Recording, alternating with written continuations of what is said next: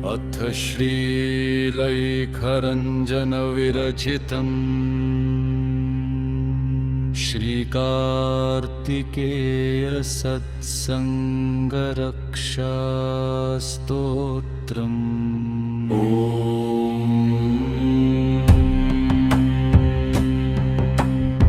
ध्यानम् बालार्ककोटिसदृशम् तेजोमण्डलमध्यगम् शक्तिधरं कुमारं च मयूरासनसंस्थितम्।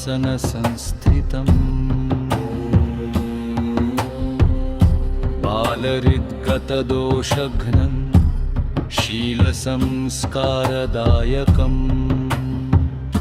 दुःसङ्गच्छेदकं देवं स्कन्दं ध्यायामि नित्यशः। विनियोगः ॐ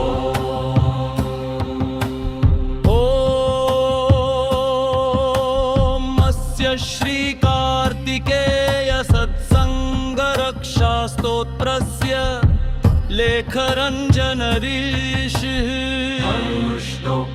छन्दः श्रीकार्तिकेय देवता बीजम् ॐ स्कन्दाय नमः शक्तिकुमाराय नमः कीलकं सद्बुद्धिप्रकाशनाय नमः। विनियोगः बालानां दुःसङ्गनिवारणाय सदाचारस्थापनाय बुद्धिशुद्ध्यर्थं जपे पाठे च न्यासः करन्यासः। ॐ सकन्दाय अङ्गुष्ठाभ्यां नमः। ॐ कुमाराय तर्जनीभ्यां नमः। ॐ शक्तिधराय मध्यमाभ्यां नमः। ॐ मयूरवाहनाय अनामिकाभ्यां नमः। ॐ सेनान्येकनिष्ठिकाभ्यां नमः। ॐ सुब्रह्मण्याय करतलकलपृष्ठाभ्यां नमः। हृदयाभिधिन्यासः ॐ स्कन्दाय हृदयाय नमः।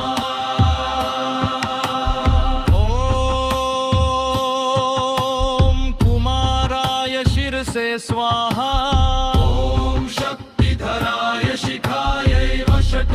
ॐ मयूरवाहनाय कवचाय हुम्। ॐ सेनान्ये नेत्रत्रयाय वौषट्। ॐ सुब्रह्मण्याय अस्त्राय वट्। जय जय सकन्द कुमार महाबल। पावन्ह शुद्धिकरुणाकरशील दुःसङ्गरूपं तमसः समूहम् विद्वाग्रदेहि हृदि सद्विवेकम्। कुसङ्गबन्धे पतितं च बालम् मोहान्धकारे भ्रमितं निरीक्ष। पितेव पुत्रं करुणानिधान उद्धित्य मार्गे शुभमार्गदर्शी।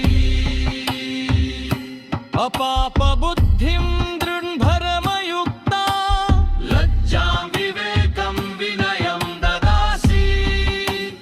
यत्र प्रवृत्तिर्न भवेदधर्मे स्थिरां बुद्धिमहो विशर्जयि। दुष्टैः सहायैः परिहासजालैः व्यसनप्रलोभैः परिवर्त्यमानम् बालं समाश्रित्य विभो दयालो रुक्षस्व नित्यं मयि भक्तिपूरणे। असत्सुरागं च सत्सु प्रसक्तिम् उद्वारिदन्तः स्फुरयस्व शक्त्या। सद्ग्रन्थसेवां गुरुवाक्यनिष्ठां संस्कारदीप पालय प्रभो मे क्रोधं च लोभं च चलं च चित्तं वश्यं कुरु त्वं मयि बालरूपे यथा भविष्येन पथः पतन्ति तथा विवेकं दृढमेव देहि माता दत्ता वचनं गुरुं च सेवं च सदैव कुर्यात् एवं सभां मयि संस्थाप्य श्रेयदूषं विनिवारयतम् सेनापते तं सुरदैत्यजेता ज्ञानदैत्यं मम बालचित्ते हत्वा प्रकाशं गुरुशुत्रबुद्धे सदाचारस्य व्रजबुद्धय त्वम् येन स्मरवं त्वमकृच्छन्ददेवं दुःसङ्गभीतिः न भवेत् कदाचित् सत्सङ्गृद्भिः भवति क्षणेन एतत्त्वदीयं व्रतमस्तु नित्यम् इति सभवन्यः पठति श्रद्धया बालस्य हेतोः सकलं समर्प्य तस्य प्रोभात् कुमारनाथ दुष्यन्तनाशं कुरु शीघ्रमेव फलश्रुति इदं स्तोत्रं पठेद्यस्तु नित्यं भक्तिसमन्वितः बालानां सद्बुद्धिवृद्धिः दुःसङ्गस्य विनाशनम्